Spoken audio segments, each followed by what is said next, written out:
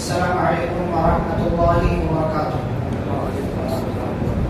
بسم اللہ والصلاة والسلام علی رسول اللہ نبینا محمد وعلی آلہ واصحابہ ومن والاه، اما بعد، اعوذ باللہ من الشیطان الرجیم، بسم اللہ الرحمن الرحیم، یا ایھا الذین آمنوا اصبروا وصابروا ورابطوا واتقوا اللہ لعلکم تفلحون۔ معزز حاضرین، پارہ نمبر 4 کا آغاز ہو رہا ہے، اور پارہ نمبر 4 کی ابتدا میں، اس کے آغاز میں ہی اللہ رب العالمین نے کئی ایک اہم باتوں کا تذکرہ کیا۔ سب سے پہلی بات، جیسا کہ اس تعلق سے کل بھی بات آئی تھی، کہ ایک ایمان والا جب اپنا مال اللہ کے راستے میں خرچ کرے تو اس کو اچھا مال اللہ کے راستے میں خرچ کرنا چاہیے، اور آپ کی نیت اگر کوئی بڑی چیز حاصل کرنے کی ہے تو اسی کے حساب سے آپ کو صدقہ بھی کرنا پڑے گا، اسی کے حساب سے آپ کو مال بھی خرچ کرنا پڑے گا۔ جیسے دنیاوی حساب سے ہوتا ہے کہ اگر آپ کو کوئی فلیٹ چاہیے، کوئی زمین چاہیے، اور وہ زمین ایسی ہے جو اسٹیشن سے قریب ہے، ایئرپورٹ سے قریب ہے، تو اسی کے حساب سے آپ کو دام بھی دینا پڑے گا۔ ایسی دین کا معاملہ بھی ہے، جتنی بڑی چیز، جتنا بڑا اسٹیٹس اور جتنا ہائی لیول مقام آپ کو چاہیے، اتنا ہی اچھا مال اور اتنی ہی نفیس اور قیمتی چیز آپ کو اللہ کے راستے میں صدقہ کرنا پڑے گا۔ اسی چیز کو اللہ تعالیٰ نے کہا، لن تنالوا البر حتى تنفقوا مما تحبون۔ تم نیکی ہرگز نہیں پا سکتے یہاں تک کہ تم اپنی محبوب چیز اللہ کے راستے میں خرچ نہ کرو۔ یہاں نیکی سے مراد کیا ہے؟ البر سے مراد کیا ہے یہاں پر؟ جنت۔ یعنی جنت اس وقت تک نہیں ملے گی جب تک کہ اپنی محبوب چیز اللہ کے راستے میں صدقہ نہ کر دو، خرچ نہ کر دو۔ اور اس سلسلے میں مشہور واقعہ ہے، جب یہ آیت کریمہ نازل ہوئی، حضرت ابو طلحہ انصاری رضی اللہ تعالی عنہ پیارے رسول صلی اللہ علیہ وسلم کے پاس آئے اور کہا، اللہ کے رسول صلی اللہ علیہ وسلم، اللہ نے ایسی بات کہی ہے کہ محبوب مال اللہ کے راستے میں خرچ کرو گے تبھی جنت ملے گی، اور میری نظر میں میرا جو باغ ہے بیروحہ نام کا، اے اللہ کے رسول صلی اللہ علیہ وسلم، اس سے زیادہ قیمتی مال میرے پاس کوئی نہیں۔ اور یہ باغ ایسا تھا کہ نبی صلی اللہ علیہ وسلم اس باغ میں کبھی کبھار تشریف لاتے تھے، کھجور کھاتے تھے، پانی پیتے تھے۔ تو یہ مال حضرت ابو طلحہ انصاری رضی اللہ عنہ کا تھا، یہ باغ ان کا تھا۔ تو انہوں نے کہا، اس سے زیادہ قیمتی مال میرے پاس نہیں ہے، میں چاہتا ہوں کہ اس کو صدقہ کر دوں اللہ کے راستے میں۔ پیارے رسول صلی اللہ علیہ وسلم نے فرمایا، تمہاری نیت اچھی ہے، ایک کام کرو، اس کو اپنے رشتہ داروں وغیرہ میں تقسیم کر دو۔ حضرت ابو طلحہ انصاری رضی اللہ تعالیٰ عنہ نے وہ باغ اپنے رشتہ داروں میں تقسیم کر دیا۔ یہ جذبہ ہوتا ہے ایک مسلمان کا، ایک ایمان والے کا، ایک اس بندے کا جس کا یقینی طور سے ایمان اللہ رب العالمین پر ہوتا ہے۔ وہ مال نہیں دیکھتا ہے کہ میں اتنا سارا دے رہا ہوں، بلکہ وہ نتیجہ دیکھتا ہے کہ اس کا نتیجہ کیا ہونے والا ہے، بہتر صورت میں مجھے ملنے والا ہے۔ اسی لیے پیارے رسول صلی اللہ علیہ وسلم نے اعلان کیا، تبوک کے لیے نکلنا ہے، مال چاہیے۔ ابو بکر صدیق رضی اللہ عنہ پورے گھر کا مال لے کر کے آ گئے، پورا مال لے کر کے آ گئے۔ عمر بن خطاب رضی اللہ تعالیٰ عنہ آدھا مال لے کر کے آئے۔ حضرت عثمان غنی رضی اللہ تعالیٰ عنہ نے 900 اونٹ سامان کے ساتھ دیا، پھر 100 گھوڑے سامان کے ساتھ دیا، 5 کلو سونا دیا۔ 5 کلو سونے کی قیمت آج کے زمانے میں اگر نکالیں تو تقریباً 2.5 کروڑ روپے ہوتی ہے۔ 2.5 کروڑ روپے ایک موقع سے، 2.5 کروڑ، اور 39 کلو چاندی بھی دیا اس موقع سے۔ سونے چاندی میں اس وقت بہت فرق نہیں تھا جیسے آج زمین آسمان کا فرق ہے۔ 5 کلو سونا، 39 کلو چاندی، اور 900 اونٹ، 100 گھوڑے، یہ سب ساز و سامان کے ساتھ حضرت عثمان غنی رضی اللہ تعالیٰ عنہ نے دیا۔ اسی لیے پیارے رسول صلی اللہ علیہ وسلم نے کہا تھا کہ آج کے بعد عثمان جو کچھ بھی کریں، کوئی نقصان، کسی قسم کا نقصان ان کو نہیں پہنچے گا۔ یہ جذبہ ہوتا ہے کہ اللہ کی محبت کی خاطر اپنا محبوب مال اللہ کے راستے میں دو، بدلے میں تمہیں اللہ کی طرف سے جنت مل جائے گی۔ آگے بڑھیں تو یہودیوں کے کچھ اعتراضات اللہ رب العالمین نے ذکر کیے۔ سب سے پہلا اعتراض، پیارے رسول صلی اللہ علیہ وسلم کو ان لوگوں نے دیکھا کہ یہ لوگ اونٹ کا گوشت وغیرہ بھی کھاتے ہیں، تو اعتراض کر بیٹھے کہ بھائی تم تو ابراہیم کے ماننے والے ہو، اور ابراہیم کے خاندان کے ایک بندے یعقوب علیہ السلام تھے، اونٹ کا گوشت تو نہیں کھاتے تھے، ان کے لیے تو حرام تھا اور تم کھاتے ہو، تو یہ کون سا دعویٰ ہے؟ تو اللہ تعالیٰ نے ترتیب کی، فرمایا کل الطعام کان حلا لبنی اسرائیل، کہ ہر قسم کا کھانا بنی اسرائیل کے لیے حلال تھا جو اللہ نے حلال کیا تھا۔ ہاں اونٹ کا گوشت تھوڑے دنوں کے لیے یعقوب علیہ السلام نے اپنے اوپر حرام کر لیا تھا کیونکہ ان کو بیماری تھی، اس بیماری کی وجہ سے انہوں نے اپنے اوپر حرام کر لیا تھا، لیکن بنی اسرائیل کے لیے، ابراہیم علیہ السلام کے لیے اور ان کے خاندان کے افراد کے لیے چیز حرام نہیں تھی، لہٰذا یہودیوں کا جو اعتراض ہے یہ اعتراض بے بنیاد ہے۔ دوسرا اعتراض ان لوگوں نے یہ کیا کہ ابراہیم علیہ السلام کے خاندان کے جتنے لوگ ہیں، جتنے انبیاء آئے، وہ سب کے سب بیت المقدس کی طرف رخ کر کے نماز پڑھتے تھے۔ اب یہ نبی جو ہے یہ اپنے آپ کو ابراہیم علیہ السلام سے جوڑتے ہیں، اور ابراہیم سے جوڑنے کے باوجود یہ جو ہے خانہ کعبہ کی طرف رخ کر کے نماز پڑھتے ہیں۔ تو یہ کیا بات ہوئی کہ ایک طرف دعویٰ ابراہیم علیہ السلام کی اتباع کرنے کا کرتے ہو اور دوسری طرف بیت المقدس کے بجائے خانہ کعبہ کی طرف رخ کر کے نماز پڑھتے ہو؟ تو اللہ تعالیٰ نے کہا کہ ابراہیم علیہ السلام کا اصل قبلہ جو تھا انہوں نے تعمیر کیا، اصل قبلہ جو تھا وہ خانہ کعبہ ہی تھا، اور خانہ کعبہ یہ دنیا کا سب سے پہلا گھر ہے، بیت المقدس تو اس کے بعد کا ہے، دونوں کے درمیان 40 سال کا فاصلہ ہے، تو پہلا گھر خانہ کعبہ ہے، تو پہلا قبلہ بھی جو ہے وہ خانہ کعبہ ہی ہوگا، اس کے بعد بیت المقدس قبلہ ہوگا۔ تو اگر یہ نبی خانہ کعبہ کی طرف رخ کر کے نماز ادا کر رہے ہیں تو یہ اللہ کی طرف سے کر رہے ہیں، یہودیوں کو اعتراض کرنے کا حق ہی نہیں ہے۔ اور پھر آگے اللہ رب العالمین نے خانہ کعبہ کی فضیلت بیان کی، فرمایا ان اول بیت وضع للناس للذی ببکہ، سب سے پہلا گھر جو زمین میں دنیا والوں کے لیے، لوگوں کے لیے بنایا گیا وہ کیا ہے؟ خانہ کعبہ۔ وہ خانہ کعبہ، اس کے مختلف نام ہیں، کعبہ ہے، مکہ بھی کہتے ہیں، مکہ کہتے ہیں، البیت العتیق کہتے ہیں، المسجد الحرام کہتے ہیں، البیت الحرام کہتے ہیں، مختلف نام ہے اس کے، سب سے پہلا گھر۔ اس کے بعد اللہ تعالیٰ کہتے ہیں مبارکہ، خانہ کعبہ مبارک ہے، مبارک ہے، کس حساب سے مبارک ہے؟ مبارک ہونے کی سب سے بڑی نشانی جو دکھائی دیتی ہے، آپ دیکھیں کہ یہاں آپ نماز پڑھیں 1,00,000 نماز، وہاں ایک نماز پڑھیں دونوں برابر، اس سے بڑی برکت کیا ہوگی؟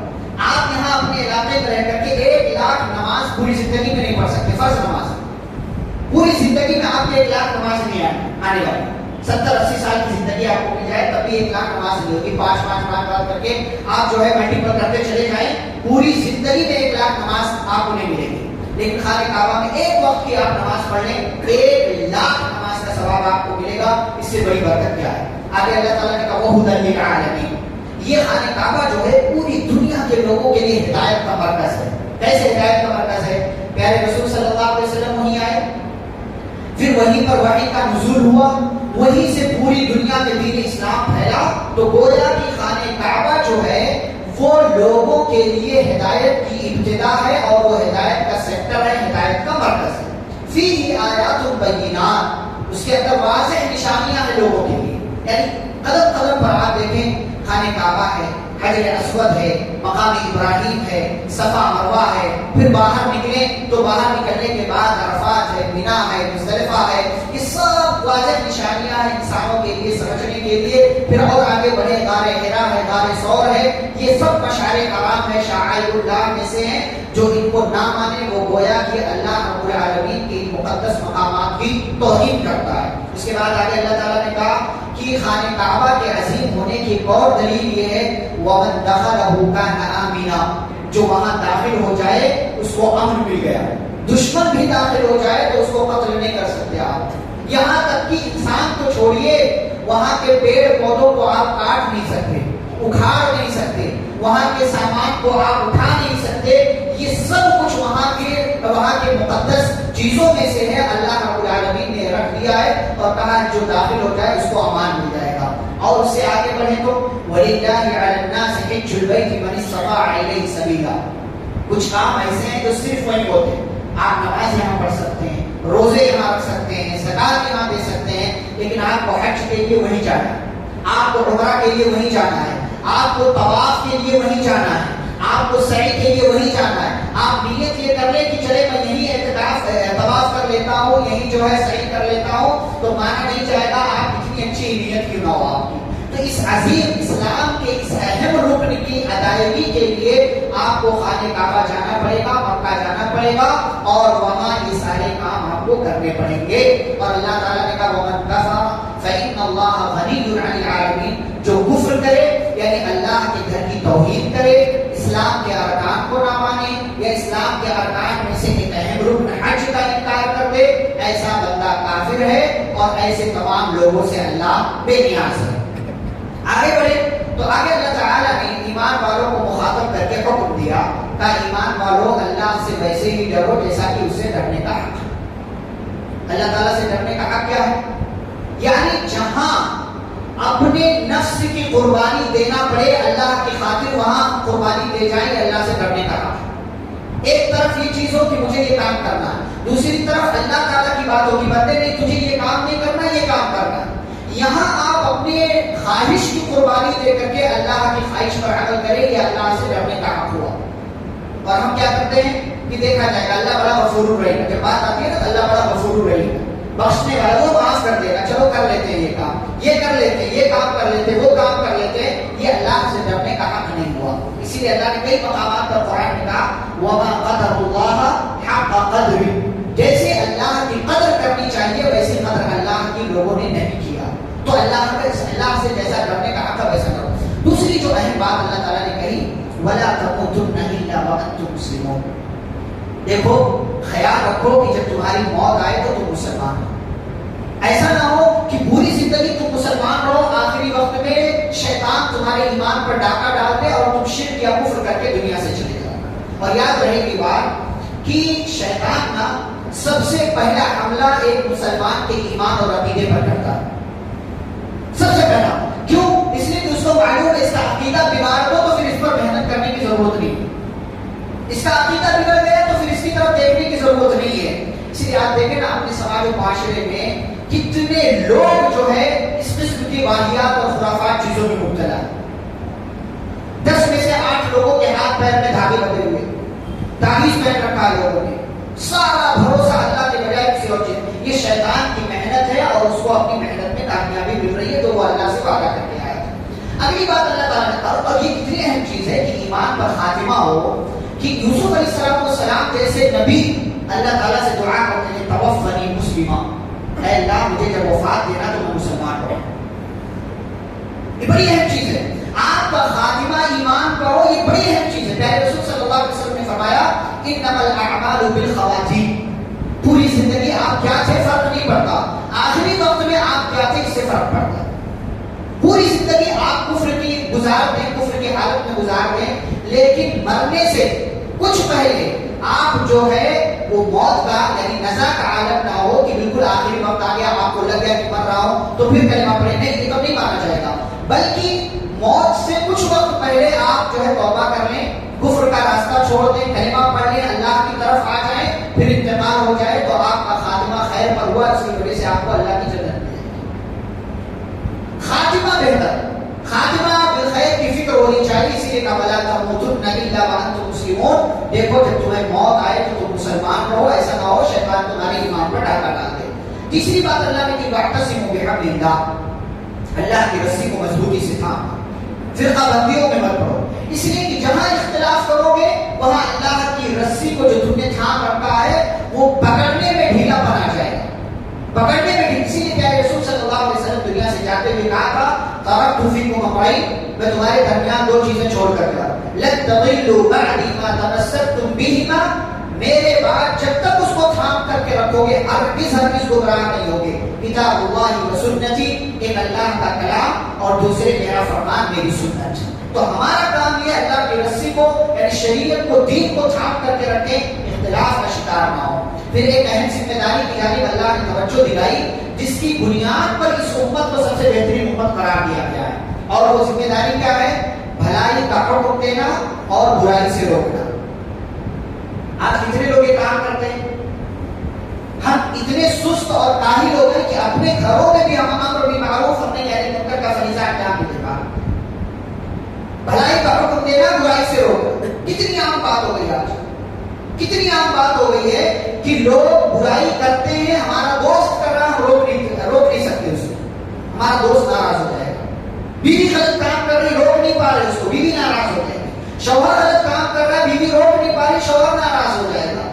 یاد رہے یہ اتنی اہم ذمہ داری ہے کہ اگر آپ نے اس سے اپنے آپ کو پیچھے کر لیا یا غفلت کے شکار ہو گئے، میرے رسول صلی اللہ علیہ وسلم نے دھمکی دی، فرمایا والذی نفسی بیدی لتأمرن بالمعروف ولتنهون عن المنکر او لیوشکن اللہ ان یبعث علیکم عقابا منہ ثم تدعونہ فلا یستجاب لکم. کہا تم ضرور بھلائی کا حکم دیتے رہنا، برائی سے روکتے رہنا، ورنہ اللہ تعالیٰ اپنی طرف سے تم پر ایسا عذاب بھیج دے گا کہ تم دعائیں کرو گے لیکن تمہاری دعائیں قبول نہیں ہوں گی.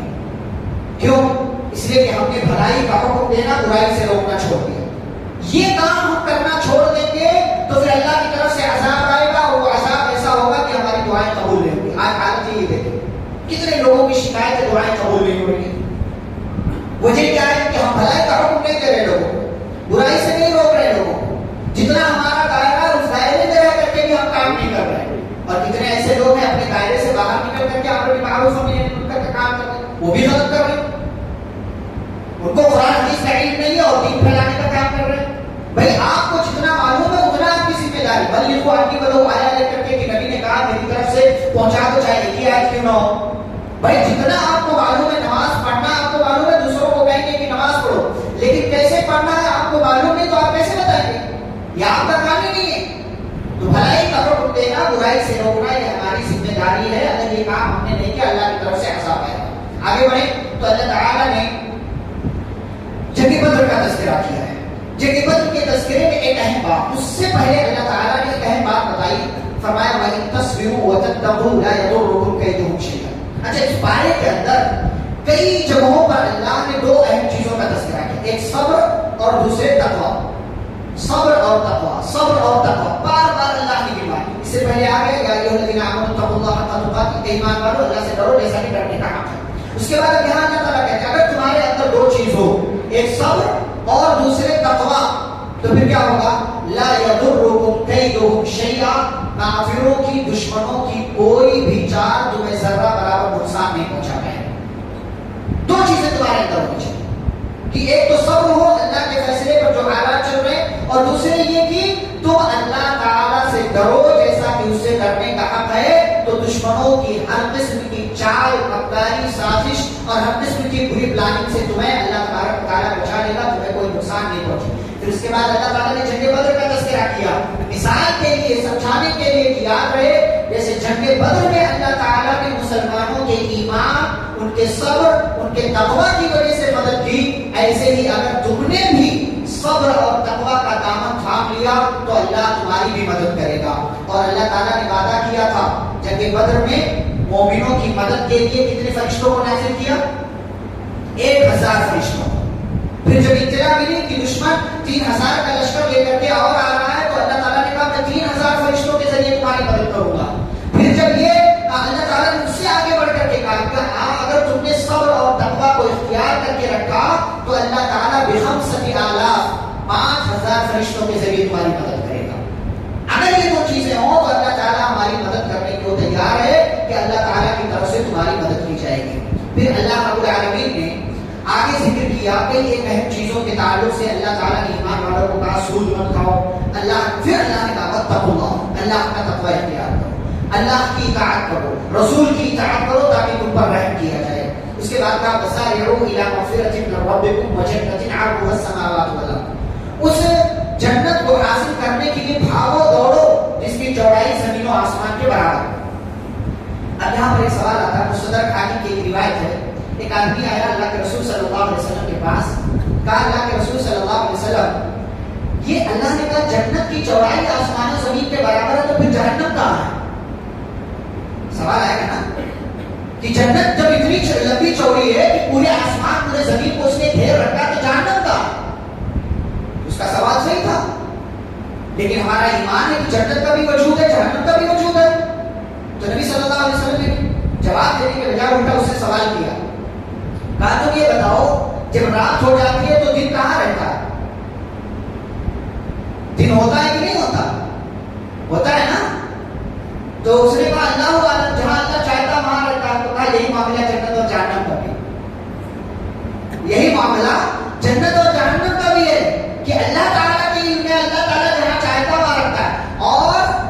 پوری دنیا پوری کائنات ہے نا، اس کے ایک طرف کیا ہے جنت کا معاملہ اور دوسری طرف کیا ہے جہنم کا معاملہ. جنت کیا ہے علیین ہے، جہنم کیا ہے اسفل سافلین.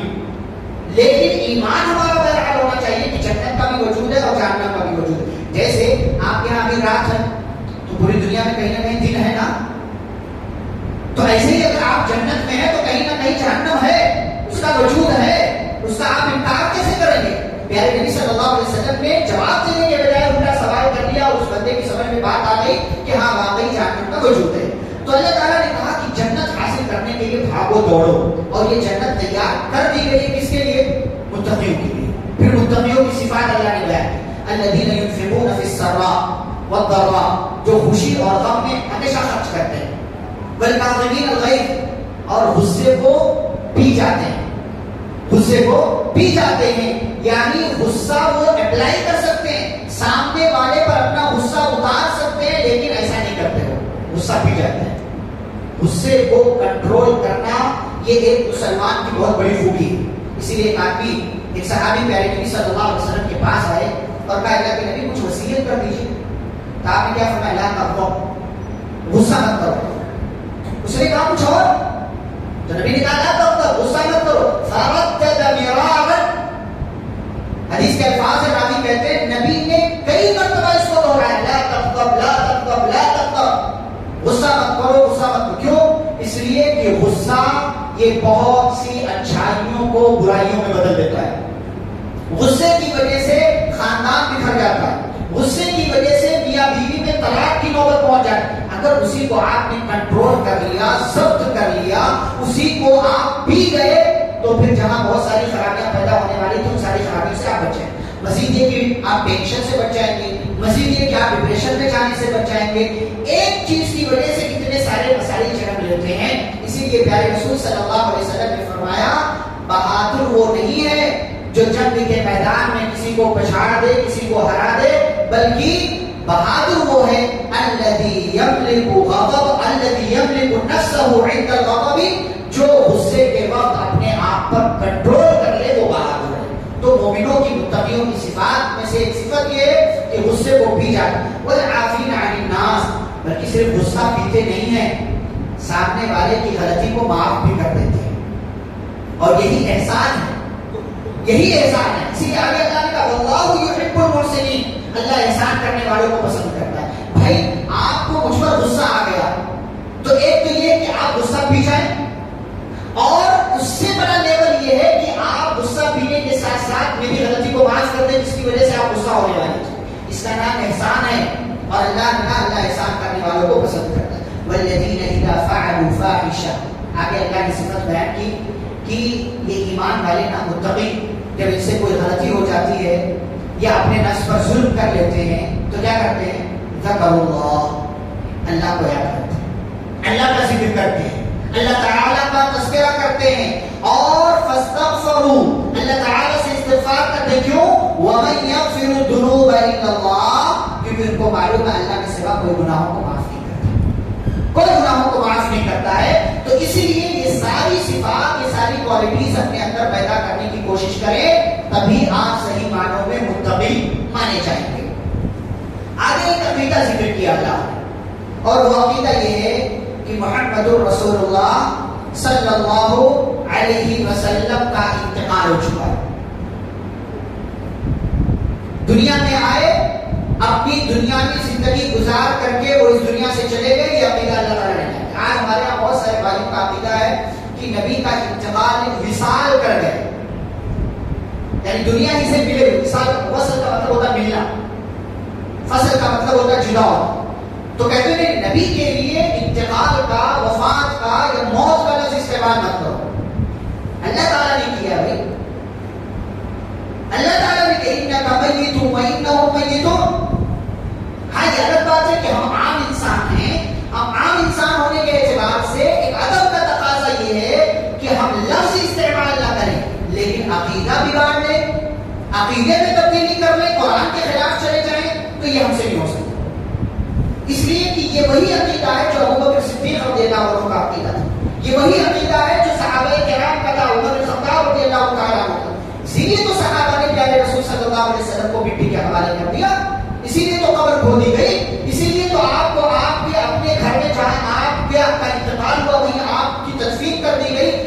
دی گئی, آپ کو مٹی کے حوالے کر دیا گیا. ورنہ اگر نبی کا انتقال نہ ہوا ہوگا تو نعوذ باللہ صحابہ کیوں دفن کرتے؟ پتہ کیا چلا کہ جو نبی کا انتقال ہو گیا, جو اس عقیدے کو نہیں مانتا, وہ صحابہ کے منہج کے خلاف ہے, وہ قرآن کی آیت کے خلاف ہے, وہ حدیث کے خلاف ہے, اس لیے کہ پیارے رسول صلی اللہ علیہ وسلم کا انتقال ہو چکا ہے. اور آپ جانتے ہیں ماحول جب بگڑا, پیارے رسول صلی اللہ علیہ وسلم کے انتقال کے بعد عمر بن خطاب رضی اللہ تعالیٰ عنہ جیسے عظیم جلالی انسان جو ایمان والے, مضبوط اور پختہ ایمان والے تھے, کہنے لگے کہ نبی کا انتقال نہیں ہوا ہے بلکہ نبی کچھ دنوں کے لیے ہم سے چلے گئے ہیں. جیسے موسیٰ علیہ السلام گئے تھے کہ وہ کوہ طور پر گئے 40 راتوں کے لیے اور پھر واپس آ گئے تھے, ایسے ہمارے نبی بھی گئے ہیں, واپس آئیں گے اور ہم سے ملاقات کریں گے. ابوبکر صدیق رضی اللہ تعالیٰ عنہ کسی کام سے باہر تھے, اطلاع ملی کہ حبیب کا انتقال ہو چکا ہے, پیارے رسول صلی اللہ علیہ وسلم انتقال کر گئے. بھاگے آئے, چادر ہٹائی, پیشانی کا بوسہ دیا, انا للہ پڑا, اور اس کے بعد جب ماحول بگڑا ہوا دیکھا, منبر پر چڑھے, لوگوں کو مخاطب کیا, فرمایا سنو, من کان منکم یعبد محمدا فإن محمدا قد مات. فرمایا سنو, تم میں سے جو محمد صلی اللہ علیہ وسلم کی عبادت کرتا تھا وہ سن لے, سمجھ لے کہ محمد صلی اللہ علیہ وسلم کا انتقال ہو چکا ہے. مات کا لفظ استعمال کیا ہوا ہے. مات یموت کا مطلب ہوتا مر جانا, موت آ گئی, انتقال کرتے. ومن کان منکم یعبد اللہ, تم میں سے جو اللہ کی عبادت کرتا تھا وہ سنے, فإن اللہ حی لا یموت, اللہ ہمیشہ سے زندہ ہے, اسے کبھی موت نہیں آنے والی. اس کے بعد یہی آیت کریمہ پڑھی, وما محمد الا رسول قد خلت من قبله الرسل افإن مات او قتل انقلبتم على اعقابكم. محمد صلی اللہ علیہ وسلم ایک رسول ہیں, ان سے پہلے بہت سے رسول آئے اور آ کر کے دنیا سے چلے گئے, تو کیا اگر اس نبی کا انتقال ہو جائے یا یہ شہید کر دیے جائیں, انقلبتم علی اعقابکم, تو کیا تم اپنی ایڑیوں کے بل پلٹ جاؤ گے؟ ومن ينقلب على عقبيه, اور جو پلٹ گیا وہ اللہ کا نقصان نہیں کرے گا, وہ اپنا نقصان کرے گا. یہ آیت کریمہ پڑھی حضرت ابوبکر صدیق رضی اللہ عنہ نے, وہ ماحول جو تھوڑی دیر پہلے بگڑا ہوا تھا, قرآن کی آیت سن کر کے صحابہ کرام ساکت ہو گئے, خاموش ہو گئے. عمر فاروق رضی اللہ عنہ کہنے لگے, ایسا لگا کہ یہ آیت کریمہ ابھی نازل ہوئی ہے.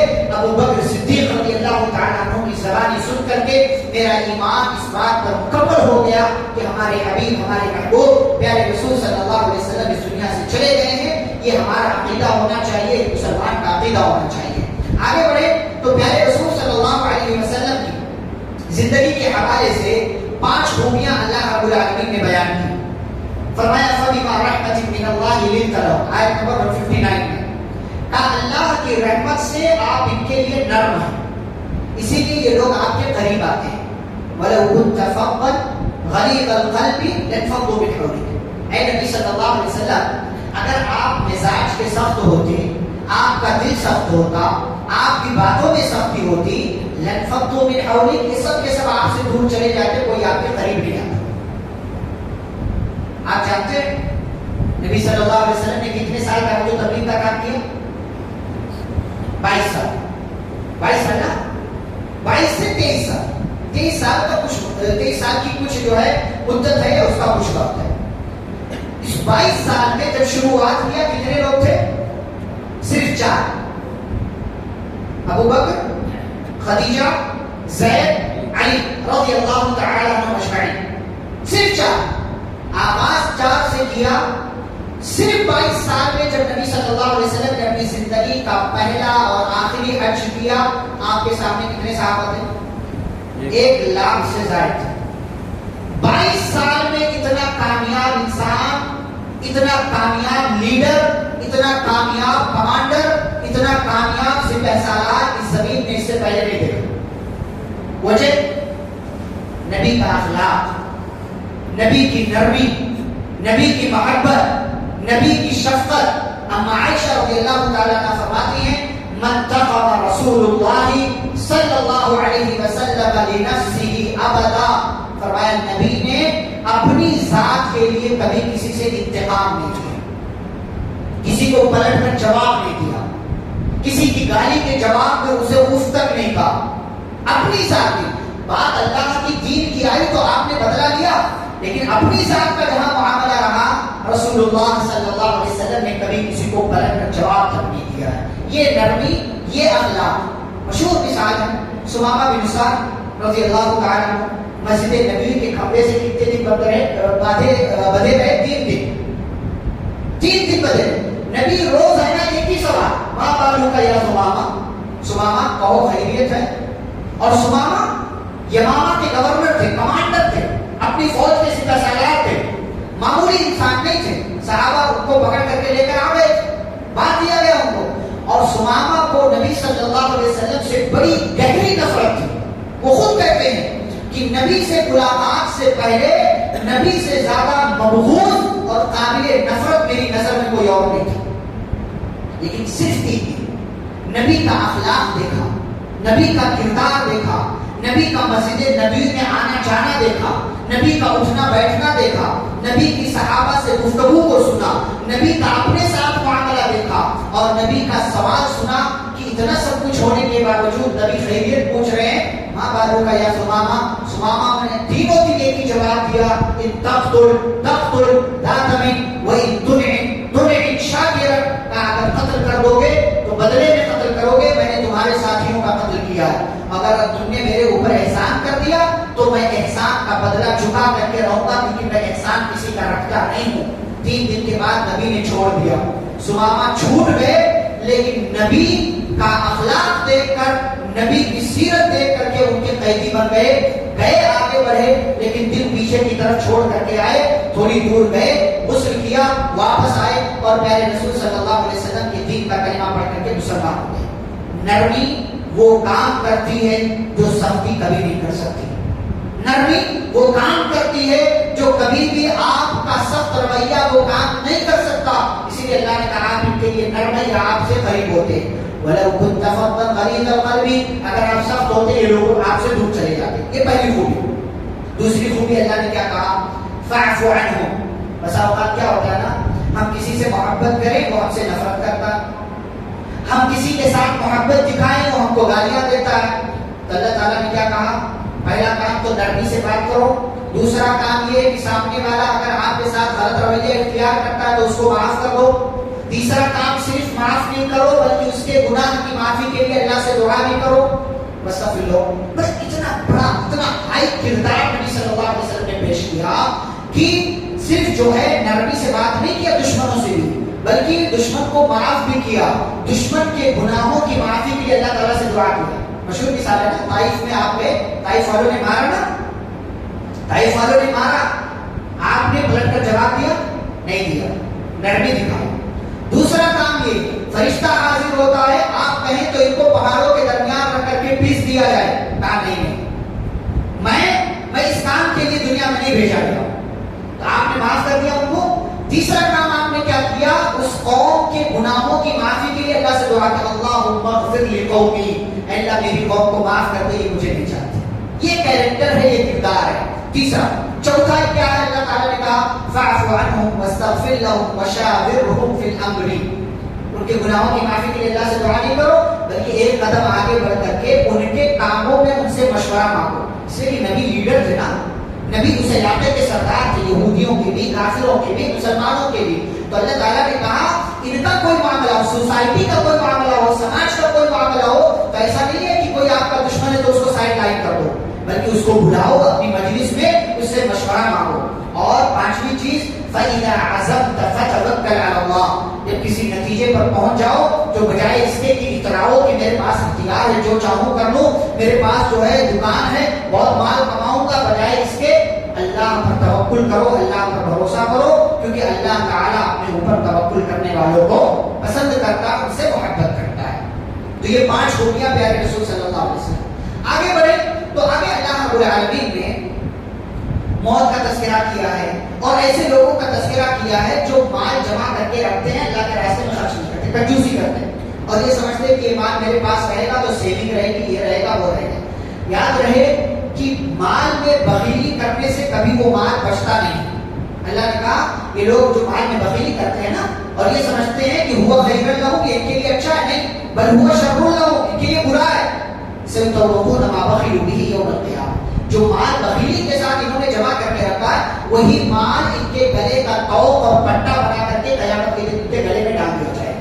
اور یہ مال کیا کر کے رکھے ہو؟ یہ مال تمہارا وَلِلَّهِ مِيرَاثُ السَّمَاوَاتِ وَالْأَرْضِ، اللہ ہی آسمان و زمین کی میراث کا مالک ہے، اسی کی ملکیت میں سب کچھ ہے، اور جو کچھ تم کرتے ہو سب اللہ تعالیٰ کو معلوم ہے. اس سورہ کے حوالے سے یعنی سورہ آل عمران کے حوالے سے آخری بات جو بالکل آخری آیت میں اللہ تعالیٰ نے ذکر کیا ہے، اللہ تعالیٰ کامیابی کے 5 فارمولے بتاتے ہیں. پھر یہاں تقویٰ، کامیابی کے 5 فارمولے. نمبر 1 ایمان، نمبر 2 صبر، نمبر 3 مصابرت، ابھی بتاتا ہوں کیا مصابرت، نمبر 4 مرابطہ، نمبر 5 تقویٰ. میں نے کہا اس بارے میں کئی مرتبہ صبر اور تقویٰ، کئی مرتبہ صبر اور تقویٰ. تو 5 چیزیں، اور 5 چیزیں ذکر کرنے کے بعد اللہ تعالیٰ کہتے ہیں لعلکم تفلحون، یہ 5 خوبیاں تمہارے اندر ہوگی تو تم کامیاب ہوگے. ایمان آپ سمجھتے ہیں؟ ایمان کی تعریف کوئی بتائے گا مجھے؟ ایمان کی تعریف، ایمان کس کو کہتے ہیں جی؟ یہ تو ایمان کے ارکان ہو گئے.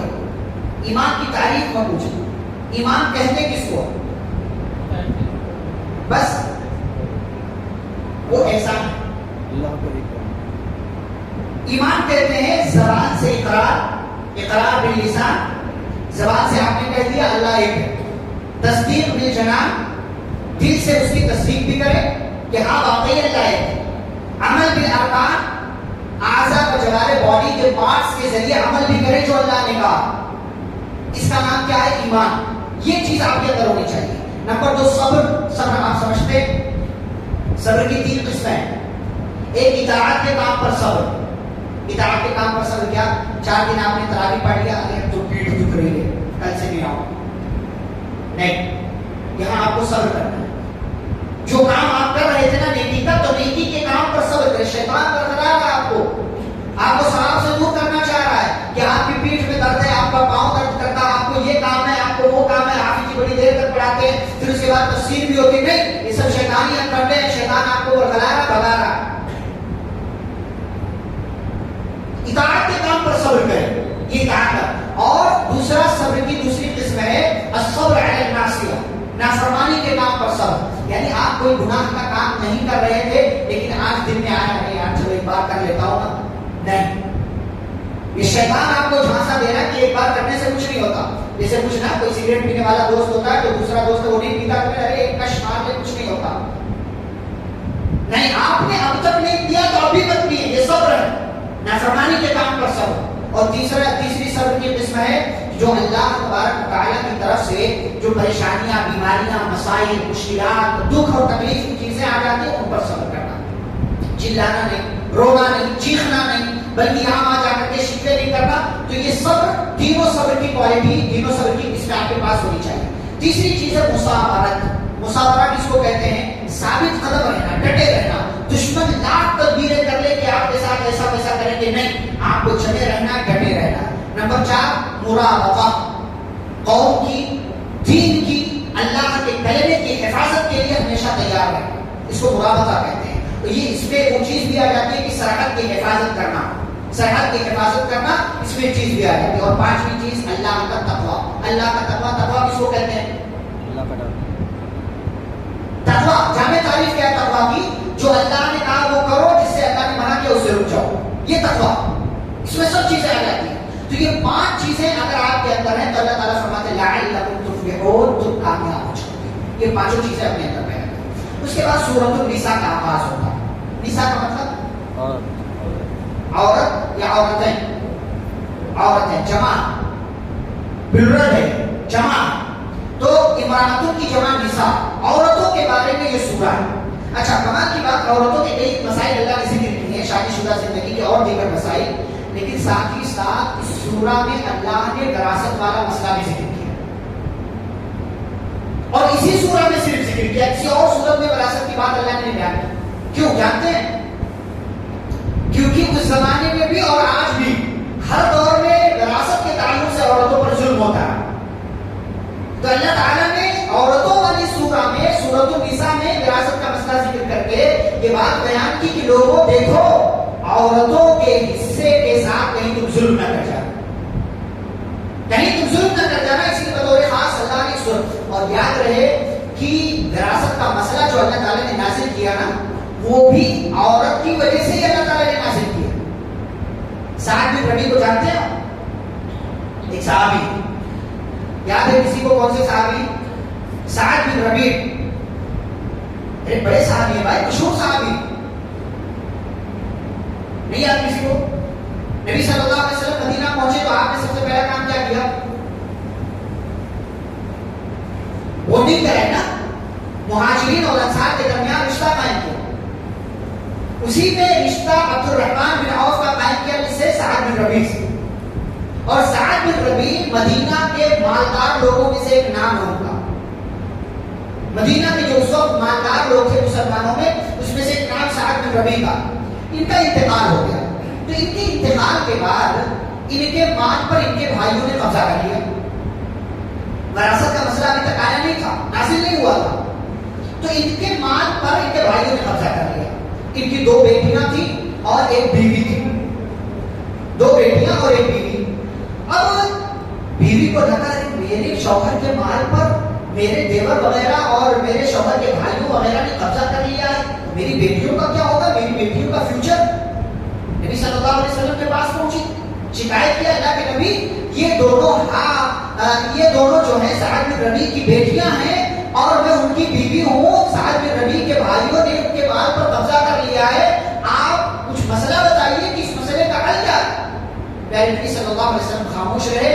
اللہ تعالیٰ نے میراث کی آیتیں نازل کی اور پورا مسئلہ اللہ تعالیٰ نے قرآن مجید کے اندر کلیئر کر دیا کہ کس کو کتنا حصہ ملے گا.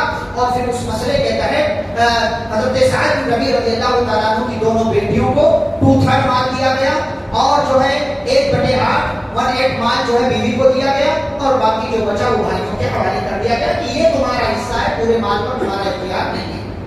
تو عورتوں والی سورہ میں وراثت کا مسئلہ اور وراثت کا مسئلہ عورتوں کے مسئلے کی وجہ سے اللہ رب العالمین نے نازل کیا. اچھا, اللہ تعالیٰ نے کیا کہا؟ سب سے پہلے اس سورہ کے شروع میں اللہ تعالیٰ فرماتے ہیں اے لوگوں کیا کرو, یا ایھا الناس اتقوا ربکم, اپنے رب کا تقوی ہے. پھر تقوی ہے. پھر یہ آیت جب ختم ہوئی تو اللہ تعالیٰ نے پھر سے کہا واتقوا اللہ الذی تساءلون بہ والارحام, اس اللہ سے ڈرو جس کا نام لے کر کے تم آپس میں دوسرے سے مانگتے ہو, والارحام اور رشتہ داری کے بارے میں بھی اللہ سے ڈرو. اب چونکہ آگے عورتوں کا مسئلہ ذکر کیا اور عورتوں سے رشتہ قائم کر کے کیا بنتا ہے, خاندان بنتا ہے. خاندان بنتا ہے, کوئی باپ بنتا ہے, کوئی ماں بنتی ہے, کوئی شوہر بنتا ہے, کوئی بیوی بنتی ہے, کوئی بیٹا بنتا ہے, کوئی بیٹی بنتی ہے. پورا معاملہ چلتا ہے کس کے ذریعے, نکاح کے ذریعے. تو اللہ تعالیٰ نے یہ پیغام دینا چاہا کہ آگے جو مسائل بیان ہو رہے ہیں ان کا تعلق رشتہ داری سے, مردوں سے بھی عورتوں سے, لہٰذا اس رشتہ داری کے بارے میں بطور خاص اللہ تعالیٰ سے ڈرو. آیت نمبر 7 میں اللہ تعالیٰ نے کہا کہ وراثت میں مردوں کا بھی حصہ ہے, عورتوں کا بھی حصہ ہے. ٹھیک ہے, کلیئر. مردوں جیسے مردوں کو حصہ ملے گا, عورتوں کو حصہ ملے گا. مال چاہے کم ہو یا زیادہ ہو, مال تقسیم کرنا پڑے گا. چاہے 5 روپیہ ہو, چاہے مرنے والا ایک بسکٹ کا پیکٹ ہی کیوں نہ چھوڑ کر کے گیا ہو, وہ مال وراثت کا اسے تقسیم ہونا ہے. یہ وراثت کا مسئلہ, یہ اتنی اہمیت ہے اس کی. اور تیسری بات اللہ تعالیٰ نے کہا کہ کس کو کتنا ملے گا, یہ ہم نے پوری ڈیٹیل کے ساتھ بیان کر دیا ہے. اس کا جو حصہ مقرر ہے وہ اس کو ملے گا. پھر آگے اللہ تعالیٰ نے پوری تفصیل بیان کی کہ کس کو کتنا کس مال کیسے ملے گا. وہ تفصیل بیان کرنے کا موقع نہیں کیونکہ یہ مسائل ہے.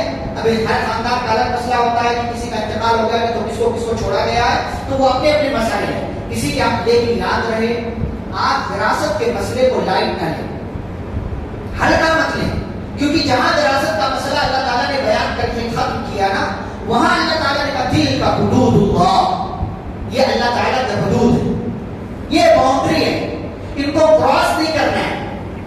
جو اللہ کی اطاعت کرے, رسول کی اطاعت کرے تو وہ جنت میں داخل ہوگا. لیکن وَمَن يَعْصِ اللَّهَ وَرَسُولَهُ, جو وراثت کے مسئلے میں اللہ کی رسول کی نافرمانی کرے اور لمٹ کو کراس کر جائے, يُدْخِلْهُ النَّارَ خَالِدًا فِيهَا, اللہ تعالیٰ اس کو ہمیشہ ہمیشہ کے لیے جہنم میں ڈال دے گا. وَلَهُ عَذَابٌ مُهِينٌ, اور اس کے لیے رسوا کر دینے والا عذاب ہے. آپ روزہ رکھو, آپ زکات دو, آپ حج کرو, آپ عمرہ کرو, لیکن دوسری طرف بہن کا حصہ کھا کر کے بیٹھے ہو تو معاف کیجیے لیجیے قیامت کے دن حساب کتاب ہوگا، آپ کی ساری نیکیاں آپ کی بہن کے حوالے کر دی جائیں گی.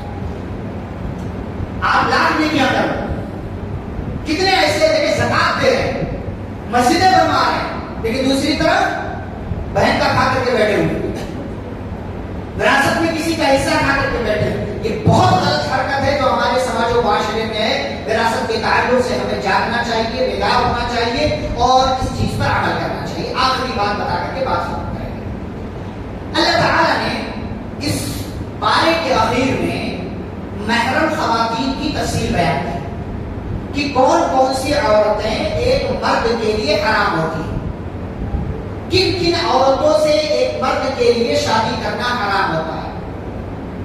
تو نسب کے خاندان جو ہمارا ہوتا ہے اس سے 7 عورتیں ہیں، 7 عورتیں، ماں، ٹھیک، ماں، بہن، بیٹی، پھوپھی، خالہ، بہن کی بیٹی یعنی بھانجی، بھائی کی بیٹی یعنی بھتیجی. یہ کل 7 ہیں جو سب جانتے ہیں، ماں، بہن، بیٹی، خالہ، پھوپھی، بھانجی، بھتیجی. یہ سب سگے سگے والے، ٹھیک ہے. اچھا، اس کے بعد یہ 7 ہو گئے خاندان سے. دودھ کی وجہ سے جس کو رضاعت کہتے ہیں، یہاں بھی یہی 7 ہے. رضاعی ماں آپ کی سگی ماں نہیں ہے لیکن آپ نے اس کا دودھ پیا ہے. اور دودھ کیسے کب رضاعت ثابت ہوگی؟ 1 مرتبہ دودھ پیا تو نہیں، 5 مرتبہ، وہ بھی پیٹ بھر کر کے، بچے نے یا بچی نے 5 مرتبہ دودھ پیا ہو، وہ بھی پیٹ بھر کر کے، تب وہ رضاعی ماں مانی جائے.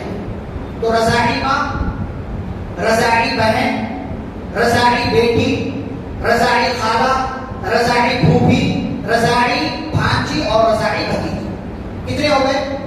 14. 7 7 14. یہ 7 خاندان سے، 7 جو ہے رضاعت سے.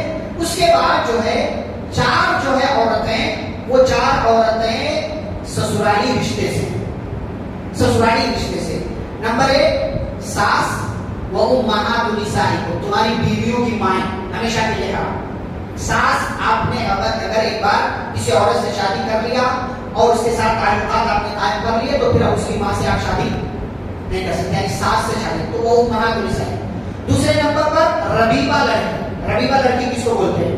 ربیبہ یعنی آپ نے کسی ایسی خاتون سے شادی کیا جو پہلے سے شادی شدہ تھی اور اس کے ہاں کوئی بیٹی تھی، اس کے ہاں کوئی بیٹی تھی، اور وہ آپ کی نکاح میں جب آئی تو اس بیٹی کو ساتھ لے کر کے آئی جس کا باپ کوئی اور ہے. تو اب اس عورت سے آپ نے نکاح کر لیا، اس سے تعلق بھی قائم کر لیا، تو یہ لڑکی اب آپ کے لیے حرام ہوگی.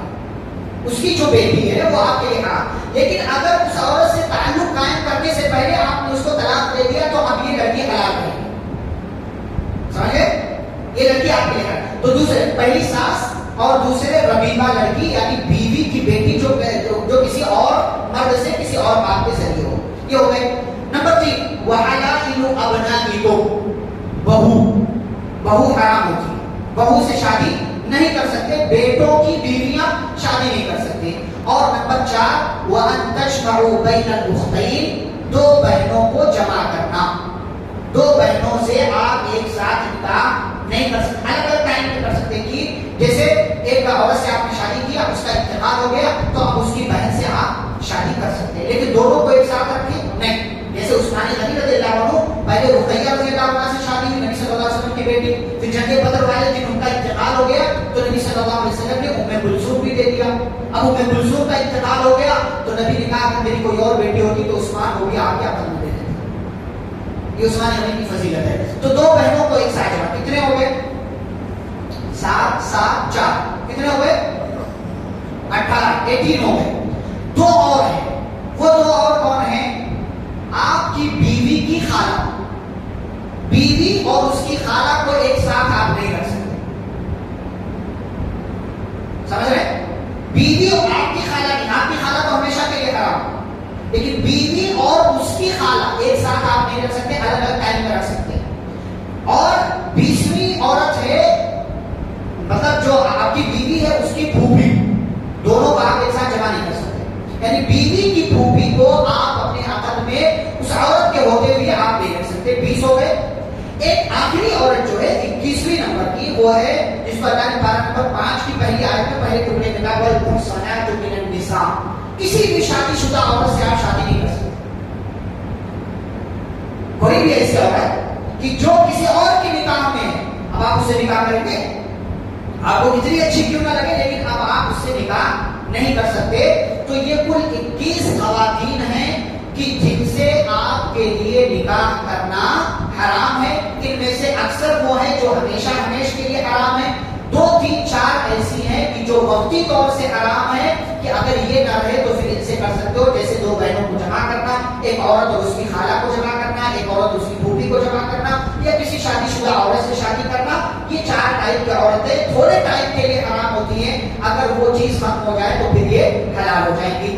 لیکن مردوں اور عورتوں کے لیے کون کون ایسے مرد ہیں کہ جو ان کے لیے محرم ہیں، کہ جن مردوں سے شادی کرنا عورتوں کے لیے حرام ہے. اس کی تفصیل 12 نمبر 18 میں انشاءاللہ آئے گی سورۃ النور میں، وہاں پر ذکر کیا جائے گا. یہ تفصیل مردوں کے لیے تھی کہ مردوں کے لیے کون کون سی عورتیں حرام ہیں. یہاں پر 12 نمبر 4 ختم ہوتا ہے. انشاءاللہ کل 12 نمبر 5 کے حوالے سے گفتگو ہوگی. اللہ رب العالمین ہمیں قرآن حدیث کی تعلیمات کو سیکھنے اور ان پر عمل کرنے کی توفیق عطا فرمائے. آمین. صلی اللہ علیہ نبی کریم. سبحانک اللہم و بحمدک، اشہد ان لا الہ الا انت، استغفرک و اتوب الیک. السلام علیکم ورحمۃ اللہ